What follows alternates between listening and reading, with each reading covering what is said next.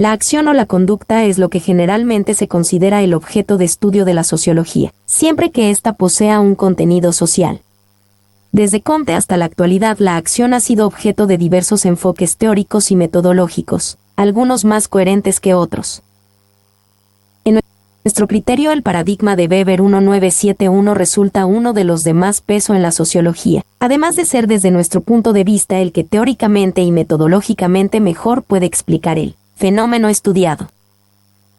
La acción social es uno de los principales conceptos de este paradigma, definiendo como acción al comportamiento humano solo cuando el individuo o los individuos que actúan relacionan con ella un sentido subjetivo, y esta es social cuando el sentido que le imprime el actuante o los actuantes se orienta al comportamiento de estos individuos que se atienen a ella en su transcurso.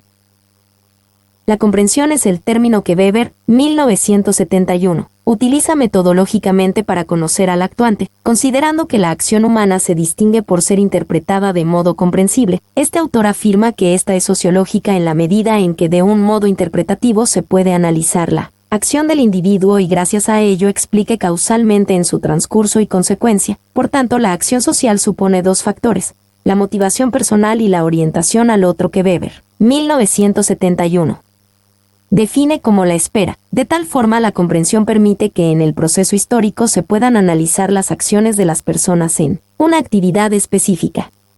Otro de los conceptos utilizados por dicho autor es acción intencional racional. Esta es vista como un tipo puro de acción que no se presenta en la realidad, es una construcción ideal que refleja un nivel máximo de racionalidad. Además, en ella coincide la comprensión del sentido de la acción. Esto explica que se comprenda al actuante y el sentido subjetivo de la acción, y que el individuo esté plenamente consciente de los objetivos propuestos.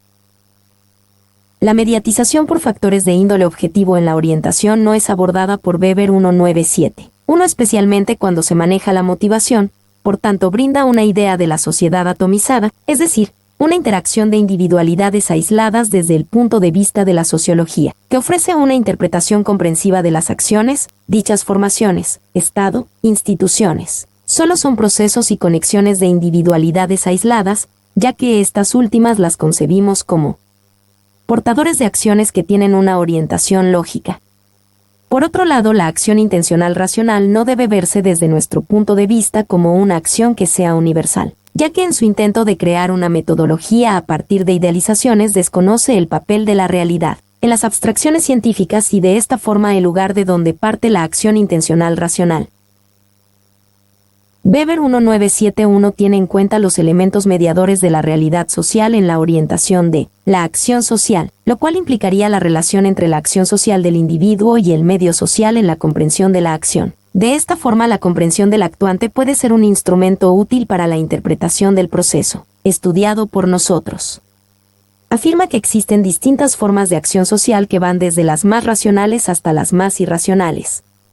La primera es la acción intencional racional, la cual se orienta por una evolución de los fines a alcanzar en función de los medios a utilizar. La segunda es la axiológica racional, que se orienta a través de valores aceptados por el individuo que le permite actuar según una convicción en correspondencia con estos sin meditar las consecuencias de su actuar. La tercera es la tradicional, que se orienta por elementos culturales como los prejuicios, costumbres, tradiciones, las representaciones entre otros. La cuarta es la afectiva, que se orienta por elementos de orden individual como la personalidad, las inclinaciones. Para estudiosos de las comunidades como Tanis, 1946, y Morrison, 1930, estas formas de acción social son válidas, solo que no consideran que todas están presentes en la comunidad. Para ellos solo existen la tradicional y la afectiva. Desde el punto de vista de Weber, 1971, la comunidad no es un ámbito social donde exclusivamente coexisten estas formas de acción, sino que la axiológica y la intencional racional también se encuentran presentes en ella, y asume esta idea cuando plantea: la comunidad no puede apagarse en una suerte de fundamentos afectivos y tradicionales. Estos no son exclusivos de la comunidad, pueden verse también en la sociedad, así como la orientación racionalmente sopesada puede aparecer en la comunidad. Por tanto, cuando se analiza el contenido de la acción en una comunidad, tampoco puede verse la acción a partir de un solo elemento. De una forma u otra estas se entremezclan, dando por resultado un condicionamiento individual, cultural y con la participación de cierto nivel de racionalidad, solo que desde el punto de vista metodológico se separan para analizar uno de estos aspectos de la orientación. La acción intencional racional, acción orientada hacia determinados fines y con la concebida evaluación de los medios, parece estar relacionada con varios elementos de la comunidad. El primero de estos es la necesidad. Esta se ha definido con cierta reiteración. En este ver la definición dada por Quiñones, 1985, es una de las más completas. Las necesidades son expresión y resultado del lugar que ocupan los individuos en la sociedad y de un reflejo en la conciencia. Estas constituyen por encima de todo un sistema, la satisfacción de una necesidad y hasta las formas en que éstas se satisfacen influyen en el resto de las necesidades. De tal forma el individuo se orienta en sus acciones por la satisfacción de éstas, no importa de la índole que sean. Estas van desde las más básicas, alimentación, reproducción y abrigo, hasta las más superiores que pueden ser de origen moral, justicia, reconocimiento social. La acción tradicional se enmarca en la preponderancia de los elementos culturales. Aquí Weber 1971 incluye solo un proceso, la tradición más la cultura. Es todo un fenómeno demasiado amplio como para reducirlo a uno de los procesos que permite su existencia. La cultura es uno de los conceptos que más se ha definido. Una de estas definiciones con la que coincidimos es la brindada por Osipov 1974. Cultura es la totalidad de valores materiales e inmateriales creados por el hombre en el curso del desarrollo histórico-social. Aunque esta definición posee un nivel de generalidad bastante elevado, nos permite comprender que la cultura no es ni absolutamente material ni espiritual, además que no es una creación suprahumana. Parece ser cierto que la cultura engloba toda la actividad humana. Sin embargo, esto debe ocurrir primeramente como una consecuencia y luego como una causa. Así lo plantea Quiñones 1985, la cultura es engendrada por la actividad y una vez creada, sus objetos y resultados conforman el medio en que se desarrolla la propia actividad, la que entonces resulta influenciada por la cultura. Por ello, en la mayoría de los casos cuando la actividad o la acción poseen un condicionamiento cultural absoluto, algo poco común en la realidad, se hace imperceptible dicha influencia para el individuo. Las manifestaciones de la cultura en el marco de la comunidad se establecen a partir de la convivencia. Vecindad, Linton, 1985, afirma que el desarrollo del esprit de corps es imposible a menos que los individuos no estén en estrecho y constante contacto. Esta sería una de las vías de establecimiento de la cultura local para los individuos en edad adulta. Para los niños y jóvenes la vía sería la llamada socialización comunitaria, en la cual estos deberán adaptarse a los hábitos, ideas y costumbres de la comunidad a través de un proceso de aprehensión de estos. De esta manera los elementos de la cultura deben ser aceptados. En dicho proceso también se reconocerán las actividades más comunes en la comunidad, a partir de la institucionalización de estas. Entre los aspectos más importantes de la cultura espiritual se encuentran las construcciones simbólicas, las ideas, representaciones y estereotipos, que estén asociados a un tipo específico de actividad. En este caso sería lógico pensar que las actividades aceptadas por la comunidad poseen construcciones simbólicas positivas que van a satisfacer ciertas necesidades de orden sociopsicológico de tal forma que la incorporación del individuo al grupo y su adiestramiento en alguna actividad aceptada propiciará cierto nivel de bienestar en la comunidad, a partir de las transferencias culturales, siendo el principio de este proceso algo totalmente externo a los jóvenes, pero que en su desarrollo ésta se incorpora como un elemento orientador y motivador de la acción aunque la persona no se percate de que así suceda. La tradición es uno de los factores más relevantes en este tipo de acción. Weber 1971 la define como el fenómeno de continuidad en el desarrollo de la cultura. Este autor considera que no es un fenómeno uniforme, que algunas partes de la cultura son objeto del mismo y otras no, expresando su vitalidad en el estancamiento de cultura y encarnado en el poder de los prejuicios, costumbres, inclinaciones y predisposiciones. Plantea que los hombres tratando de satisfacer las demandas de todo orden elaboran determinados métodos que se hacen rutinarios, que se convierten en tradiciones a nivel de grupo y costumbres a nivel de individuo. De cualquier manera la tradición, como un fenómeno cultural, orienta la acción del individuo en la medida en que exista correspondencia entre la conducta y los patrones tradicionales de conducta, propiciando una relación satisfactoria con el resto de las personas que comparten la cultura. La cultura se desarrolla bajo determinadas condiciones de índole económico. De esta forma, un cambio de dichas condiciones debe hacer que desaparezcan ciertas partes de esta, que hasta ese momento eran objeto de tradición. Weber, 1971, sume esta idea. Sobreviven aquellas partes de la cultura que están adaptadas a las nuevas condiciones y después de un periodo de resistencia y confusión la cultura se reorganiza dentro de nuevos lineamientos. Sin embargo, los portadores de la cultura así como su posición en la cultura socioclasista estará sujeta a cambios en la medida en que estas relaciones se establezcan en un contexto social sujeto a cambio.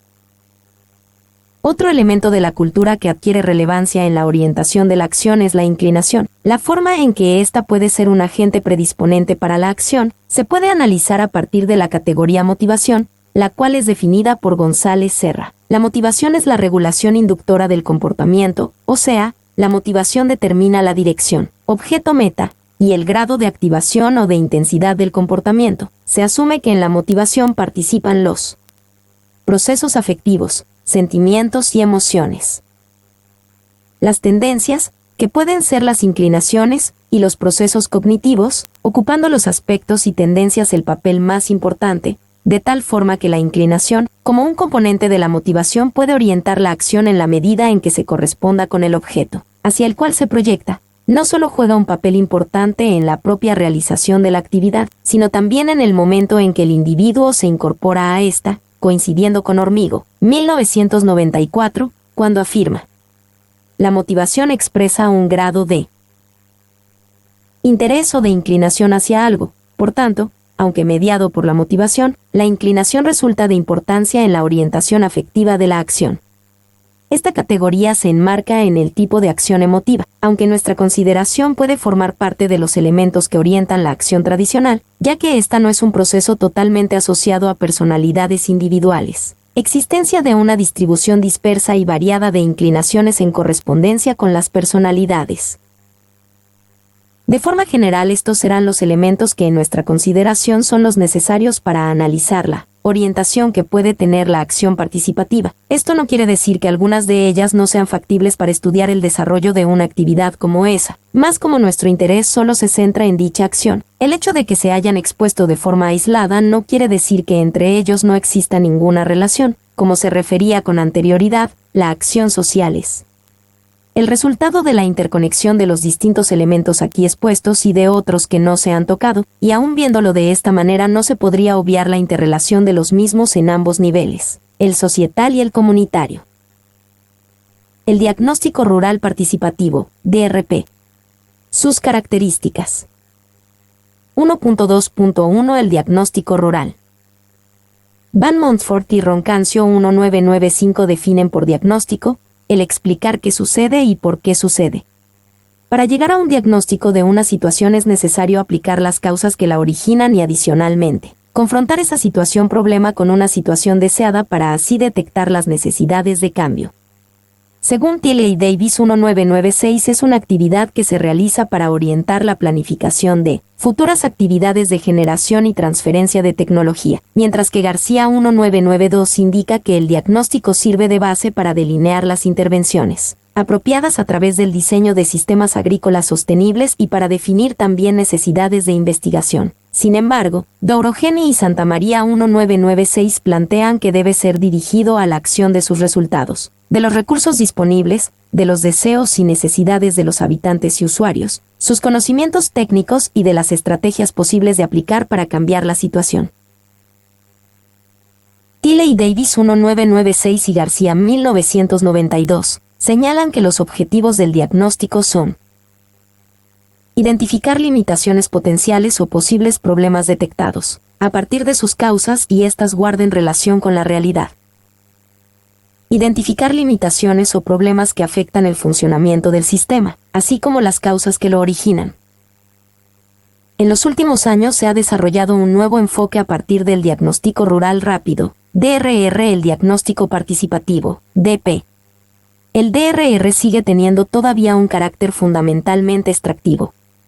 El análisis y la aplicación de los resultados siguen estando, básicamente, en manos de expertos externos. El DP Su esencia radica en el papel activo que los productores juegan en el proceso, mediante la identificación y análisis de problemas relacionados con su realidad. Su meta es llegar a que los productores sean capaces de identificar sus problemas, causa y efecto, cuáles son sus fortalezas y cuáles son las prioridades en que se debe trabajar, posibilitándole al productor ser protagonista de su propia transformación empresarial. El DRP, a diferencia del DRR, propicia el aprendizaje de los miembros de la comunidad donde se efectúa la investigación, y del reconocimiento común de las condiciones locales de vida como partida para una planificación y acción conjunta. A este proceso lo denominan y compartir realidades. Otra característica del DRP es que tiene un enfoque de abajo hacia arriba y se aplica óptimamente en el marco de proyectos, programas dirigidos a la comunidad. Entre sus conceptos claves definidos por los autores antes mencionados están: aprender en la comunidad, significa aprender de, con y a través de los miembros de la comunidad. Los instrumentos de la investigación se aplican conjuntamente con los habitantes de la comunidad. La selección de técnicas participativas se realiza en función del grado de participación. La visualización compartida de los resultados obtenidos. Análisis y presentación de los resultados, discutiéndose con los miembros de la comunidad. El análisis participativo es el eje del diagnóstico y representa una potencialidad. Diversos autores, al conceptualizar la participación, la esbozan de la manera siguiente. La participación significa, en un sentido más amplio, sensibilizar a la población y de ese modo aumentar la receptividad y capacidad de la población para reaccionar ante los programas de desarrollo, así como alentar las iniciativas locales. Además, se plantea que participar es tomar parte en la formulación, planificación, ejecución, seguimiento y evaluación de estrategias. Según Moani y Baneto 1994, la definen como el compromiso que asume un individuo o un grupo en una actividad determinada, coincidiendo en parte con el autor anterior al plantear que de acuerdo con las características de dicho compromiso se pueden presentar diferentes grados de participación, es decir, formar parte se refiere a la presencia o identificación del individuo en dicha actividad o grupo. Tener parte, referente a acciones concretas o en la obtención de beneficios. Tomar parte, el productor asume una función duradera y responsable donde manifiesta sus condiciones creativas. Para estos autores, la participación debe propiciar que los productores sean sujetos de su propia transformación. Esto implica que el proceso de capacitación se inicia y recicla continuamente a partir de la realidad de cada uno, posibilitando el desarrollo de la capacidad de diagnosticar las condiciones personales de expresión y la manifestación creativa en la toma de decisiones. Siendo su finalidad concreta, según Van Montfort y Roncancio 1995.